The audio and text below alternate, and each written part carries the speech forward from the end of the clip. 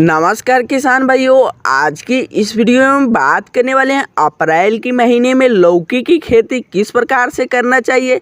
किसान भाइयों, लौकी की खेती के लिए पहले नंबर में बात करेंगे उपयुक्त मिट्टी, दूसरी जलवायु, तीसरी तापमान, चौथी टॉप बेस्ट वैरायटी, पांचवी नंबर में बात करेंगे लौकी की खेत की जुताई की तरीका और छठी नंबर में बात करेंगे लौकी की पौधे की कैसे तैयार करें किसान भाइयों। और 7वें नंबर में बात करेंगे लौकी के बीज की रोपाई का सही समय और तरीका। और 8वें नंबर में बात करेंगे लौकी के पौधे की सिंचाई और उर्वरक खाद की मात्रा किस प्रकार से डालना चाहिए किसान भाइयों। और 9वें नंबर में बात करेंगे लौकी के पौधे में खरपतवार और नियंत्रण कैसे करें किसान भाइयों। और 10वीं नंबर बात करेंगे लौकी के पौधे में लगने वाली कीट की रोग एवं उनकी रोकथाम किस प्रकार से करना चाहिए। किसान भैया, अगर आप इस 10 इम्पोर्टेंट महत्वपूर्ण जानकारी के अगर आप वीडियो को अंत तक देख लेते हैं तो अगली वीडियो देखने की ज़रूरत नहीं पड़ेगी। किसान भाई A to Z जानकारी इसी वीडियो में दी जाएगी किसान भाइयों। तो किसान भाई, वीडियो शुरुआत करने से पहले आपसे छोटा सा रिक्वेस्ट है, अगर चैनल पर पहली बार आए हैं तो चैनल को सब्सक्राइब और बेल आइकन को प्रेस कर लीजिए ताकि ऐसे ही खेती बाड़ी से रिलेटेड वीडियो मिलता रहेगा। किसान भाई, लौकी की खेती को करने के ऊंचा उर्वरक क्षमता वाली दोमट मिट्टी की आवश्यकता होती है, किंतु अच्छी जल निकासी वाली किसी भी जगह इसे उगाया जा सकता है। किसान भाइयों, लौकी की खेती में भूमि की pH मान की बात करें किसान भाइयों तो 6 से 7 की मध्य होनी चाहिए।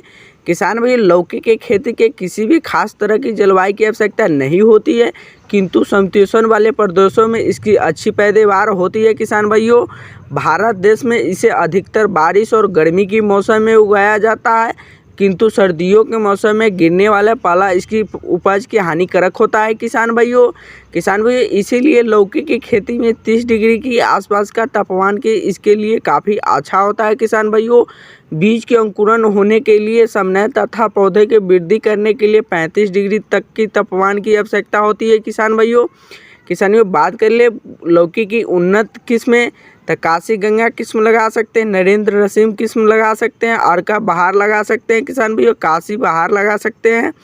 तो किसान भाइयों, काशी गंगा किस्म के अधिक पैदावार देने के लिए तैयार की जाती है, ये लगभग 400 से 450 के आसपास प्रति हेक्टेयर के हिसाब से पैदावार देती है। किसान भाइयों, इसमें हरे तथा समन्वय आकार के फल होते हैं, यह लंबाई में 1 से 1.5 फीट तक लंबे होते हैं। लौकी की इस किस्म के बीज के रोपण के 50 से 55 दिन के बाद और हम कर देते हैं। किसान भाइयों, अब बात कर लेते हैं नरेंद्र रसीम किस्म के।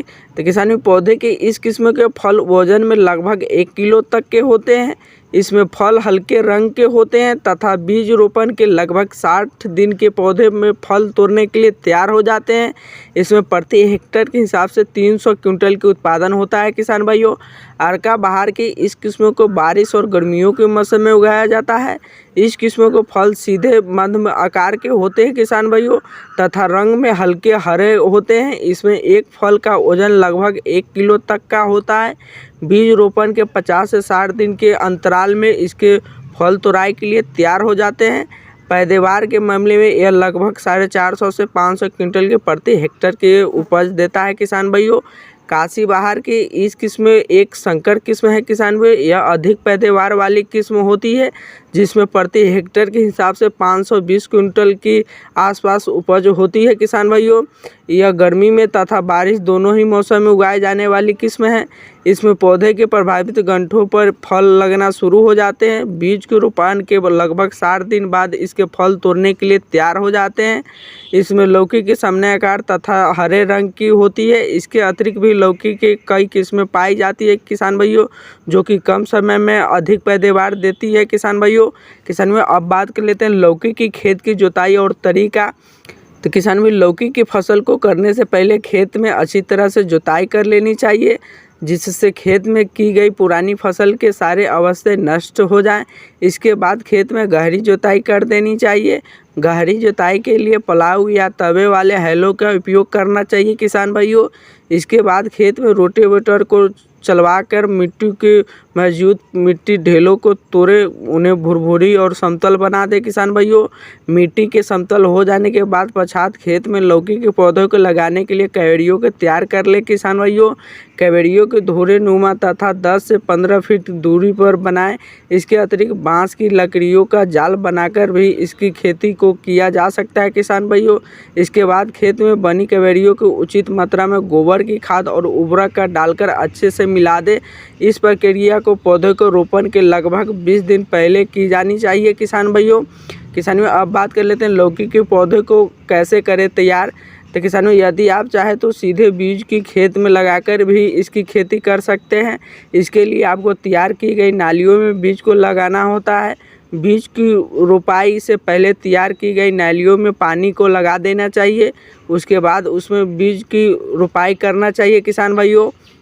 किसान भी लौकी की जल्दी और अधिक पैदावार के लिए इसके पौधे को नर्सरी में तैयार कर ले, फिर सीधे खेत में लगा दे। पौधे को बुआई के लगभग 20 से 25 दिन पहले तैयार कर लेनी चाहिए।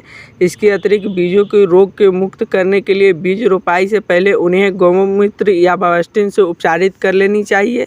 इससे बीज में लगने वाले रोग की खतरा कम हो जाता है किसान भाइयों तथा पैदावार भी अधिक होती है किसान भाइयों। किसानों अब बात कर लेते हैं लौकी की बीज की रोपाई का सही समय और तरीका। तो किसानों खेत में बीज की रोपाई से पहले खेत में तैयार की गई कैवेड़ियों को पानी से भर देना चाहिए। इसके बाद बीज की रोपाई से कैवेड़ियों में दोनों तरफ मेड के अंदर करना चाहिए। बीज की रोपाई प्रत्येक बीज के बीच 2 से 3 फीट की दूरी होना आवश्यक होता है किसान भाइयों। 1 हेक्टेयर खेत में लगभग 2 किलो बीज की ज़रूरत होती है किसान भाइयों। यदि आप पौधे की सहायता से इसकी खेती करना चाहते हैं तो इसके लिए पौधे को खेत में हल्का सा गड्ढा कर उसमें लगा देना चाहिए किसान भाइयों। इसके बाद उसमें मिट्टी से अच्छी तरह से दबा देना चाहिए। पौधों को खेत में लगाने से पहले नर्सरी में 20 से 25 दिन पहले बीज को तैयार कर लिया जाता है किसान भाइयों।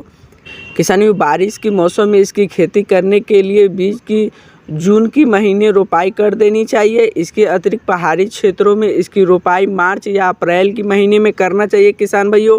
समतल भूमि में की गई लौकी की खेती किसी भी सहारे की ज़रूरत नहीं होती है।